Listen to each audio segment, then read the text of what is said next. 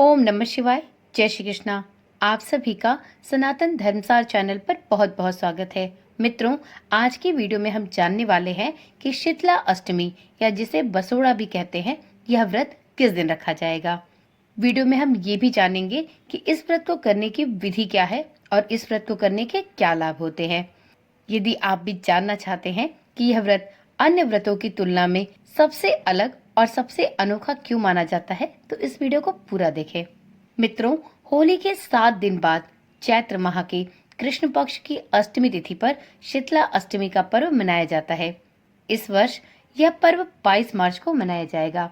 उत्तर भारत में इसे बस्योरा के नाम से भी जाना जाता है। अष्टमी तिथि 21 मार्च को आधी रात के बाद 4:25 से लगेगी। वहीं 23 मार्च की भोर में 5:24 तक यह तिथि रहेगी। उदया तिथि के अनुसार अष्टमी की तिथि 22 मार्च को प्राप्त होगी। अतः शीतला अष्टमी का व्रत उसी दिन रखा जाएगा। उस दिन सूर्योदय से सूर्यास्त तक मूल नक्षत्र रहेगा।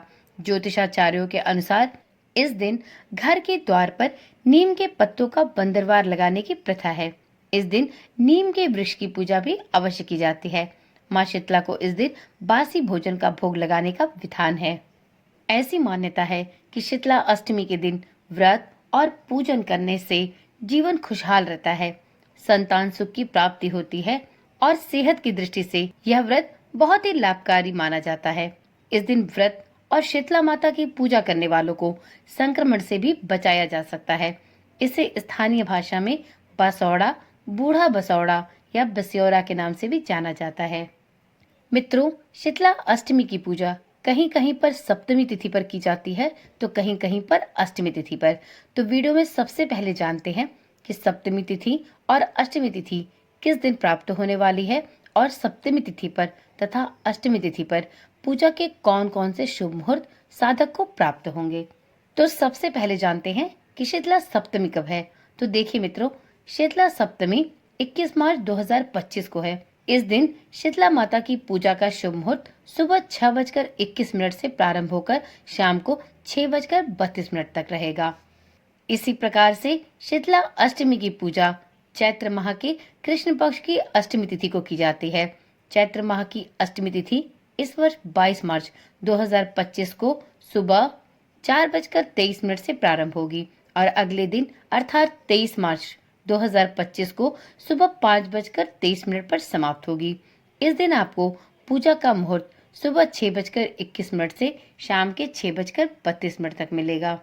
मित्रों, शीतला अष्टमी उत्तर भारतीय राज्यों जैसे गुजरात, राजस्थान एवं उत्तर प्रदेश में अधिक लोकप्रिय है। ऐसी मान्यता है कि देवी शीतला चेचक, खसरा इत्यादि संक्रमित रोगों को नियंत्रित करती हैं और यही कारण है कि इन रोगों के प्रकोप से सुरक्षा के लिए इस दिन माता शीतला की पूजा आराधना संपूर्ण विधि विधान के साथ की जाती है।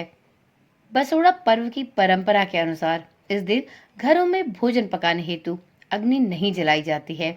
इसलिए अधिकांश परिवार एक दिन पूर्व भोजन बनाते हैं तथा शीतला अष्टमी के दिन बासी भोजन का सेवन किया जाता है। कहा जाता है कि शीतला माता शीतलता की देवी हैं, इसलिए व्रत करने वालों को इस दिन गर्म चीजें खाने या पूजा में इस्तेमाल करने की मनाही होती है। आपको यदि शीतला अष्टमी का व्रत रखना है, यदि आप सप्तमी तिथि पर रख रहे हैं तो आपको षष्ठी तिथि पर, और यदि आप यह व्रत अष्टमी तिथि पर रखते हैं तो आपको सप्तमी तिथि की शाम को यह सभी पकवान और भोजन जो भी शीतला माता के लिए चढ़ाने हैं उन्हें आपको एक दिन पहले ही बनाना होता है। ऐसी मान्यता है कि शीतला अष्टमी पर चढ़ाए जाने वाले माता के सभी भोगों को सूर्यास्त के बाद बनाना चाहिए और अगले दिन सूर्योदय के पहले ही ब्रह्म मुहूर्त में माता शीतला को चढ़ाना चाहिए। तो यदि आप भी शीतला अष्टमी या शीतला सप्तमी का व्रत कर रहे हैं तो इन सभी नियम परंपराओं को अच्छी प्रकार से समझें और उसके बाद ही इस परंपरा का निर्वहन करते हुए माता शीतला को भोग अर्पित करें। वीडियो में अब जानते हैं कि शीतला अष्टमी पर माता की पूजा कैसे की जानी चाहिए। तो देखिए मित्रों, यदि आप शीतला अष्टमी पर पूजा करते हैं तो आपको सप्तमी तिथि पर, और इसी प्रकार से यदि आप शीतला सप्तमी की पूजा करते हैं तो आपको षष्ठी तिथि पर भोजन बनाने की जगह को साफ करके गंगा जल से पवित्र कर लेना है। उसके बाद माता शीतला के भोग की सामग्री बनानी है। आप इस दिन ध्यान रखें कि आपको किसी भी प्रकार से तामसिक वस्तुओं का प्रयोग भोजन बनाने में नहीं करना है। इस व्रत में माता के लिए जो भी भोग बनाए उसमें लहसुन और प्याज का प्रयोग नहीं करना चाहिए। वैसे आपको माता का भोग बनाने के अलावा भी किसी भी प्रकार के भोजन में लहसुन और प्याज का इस्तेमाल नहीं करना है। माता को शीतल भोग ही अर्पित किया जाता है, इसलिए आप सप्तमी तिथि की शाम को सूर्यास्त के बाद माता के लिए चढ़ाने वाले सभी भोग को बना ले। आप शीतला अष्टमी या शीतला सप्तमी पर जो भी कुछ वस्तुएं माता को भोग के लिए बनाते हैं, उन सभी वस्तुओं के लिए आप सामग्री पहले से ही एकत्रित कर ले। इस दिन मुख्य रूप से चावल गुड़ या फिर चावल और गन्ने के रस को मिलाकर खीर बनाई जाती है। इस दिन मीठी रोटी, पुए और गुलगुले भी बनाए जाते हैं। तो इस प्रकार से आपके घर परिवार में, आपके क्षेत्र में शीतला अष्टमी पर्व पर माता शीतला के लिए भोग में जो भी वस्तुएं बनाई जाती हैं, आप उन सभी वस्तुओं को पहले से ही सामान इकट्ठा करके अच्छी तरह से साफ सुथरे तरीके से बना ले। कई जगहों पर इस दिन रात में जागरण किया जाता है और माता की महिमा में लोकगीतों का गायन भी होता है। तो आपके क्षेत्र में जिस प्रकार की परंपरा का निर्वहन होता है, आप उसी के अनुसार शीतला सप्तमी या शीतला अष्टमी का पर्व मना सकते हैं। इस व्रत से आरोग्य का वरदान मिलता है। माता शीतला बच्चों की गंभीर बीमारियों एवं बुरी नजर से रक्षा करती हैं। माता शीतला को कभी भी गर्म भोजन नहीं चढ़ाया जाता, इसलिए इस बात का विशेष रूप से ध्यान रखें। शीतला अष्टमी के दिन रसोई घर में अग्नि भी नहीं जलाई जाती। आप सुबह की पूजा करने के बाद दिन भर ठंडे और बासी भोजन जो भी आपने माता शीतला को भोग में अर्पित किए हैं, उन्हीं का सेवन करें और इसके बाद अगले दिन से अपनी रसोई में अग्नि जला सकते हैं। मित्रों, इस बात का भी ध्यान रखा जाता है कि आपने जो भी वस्तुएं या जो भी भोग सामग्री माता शीतला को अर्पित की हैं, उन्हें आपको अपने ही परिवारजन में लोगों को वितरित करना चाहिए।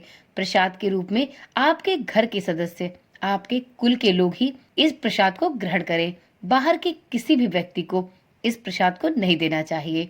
मित्रों, यह व्रत सबसे विचित्र और सबसे अनोखा है, क्योंकि इस व्रत में माता को बासी भोजन का भोग लगाया जाता है और हमारे सनातन धर्म में यह एक अकेला पर्व और व्रत है जिसमें माता को बासी भोजन का भोग लगाया जाता है। हमारे सनातन धर्म में सभी व्रत पर्वों में शुद्ध और ताजे पकवान और भोग बनाकर भगवान को अर्पित किए जाते हैं। शीतला अष्टमी या शीतला सप्तमी का यह व्रत अत्यंत ही अनोखा है, क्योंकि इस व्रत में ही माता को शीतल, बासी और ठंडा भोजन अर्पित किया जाता है।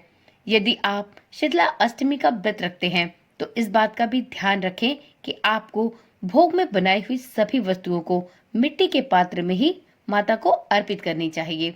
आप पहले से ही मिट्टी के पात्र खरीद कर रख ले और उसमें ही माता के लिए जो भी भोग की सामग्री बनाई है उसे माता को अर्पित करें। नाम के अनुसार माता शीतला को शीतल वस्तुएं अत्यंत प्रिय हैं। शीतला अष्टमी के दिन गर्म भोजन ना तो किया जाता है और ना ही बनाया जाता है। इस दिन रसोई घर में अग्नि जलाना भी पूर्णतः वर्जित होता है। शीतला अष्टमी के दिन मां शीतला को बासी भोजन का भोग लगाकर उसे ही प्रसाद के रूप में संपूर्ण परिवारजनों द्वारा ग्रहण किया जाना चाहिए। मान्यता है कि ऐसा करने से मां शीतला प्रसन्न होती हैं और प्रत्येक प्रकार के संक्रामक रोगों से और संक्रमण से पूरे परिवार की रक्षा करती हैं। मित्रों, स्कंद पुराण के अनुसार शीतला माता गधे की सवारी करती हैं। हाथों में उनके कलश, झाड़ू, सूप तथा नीम की पत्तियां सुशोभित होती हैं। ऐसी मान्यता है कि इस दिन माता की पूजा करने से भक्त रोगों से दूर रहता है।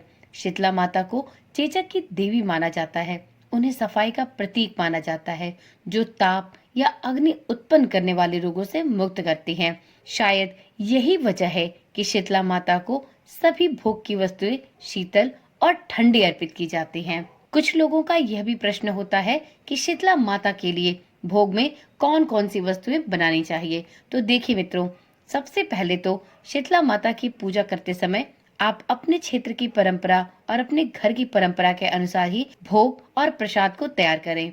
यदि आप जानना चाहते हैं कि शीतला अष्टमी पर कौन कौन से भोग माता को अर्पित किए जाते हैं, तो मित्रों, अष्टमी के दिन माता शीतला को पूजन के समय बासी शीतल पदार्थों का भोग लगाया जाता है, जिसमें मीठे चावल या खीर, बिना नमक की पूड़ी, पुए, मीठे पुए, गुलगुले, पकौड़े, कढ़ी, चने की दाल, हलवा, रबड़ी, भींगे हुए चने इत्यादि वस्तुएं भोग में चढ़ाई जाती हैं। मित्रों, धार्मिक मान्यता के अनुसार शीतला माता को बासी भोजन ही पसंद है, इसलिए उनको बासी और ठंडा भोग ही लगाया जाता है।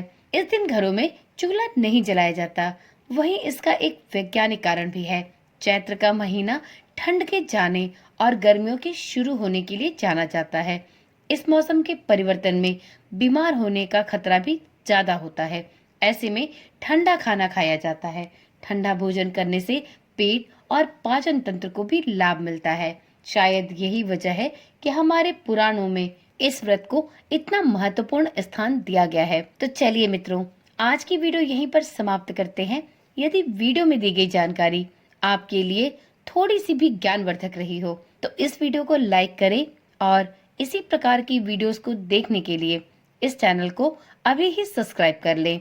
तो चलिए कल मिलते हैं एक ऐसी ही जानकारी वाली वीडियो के साथ। तब तक के लिए ओम नमः शिवाय, जय श्री कृष्णा, राधे राधे।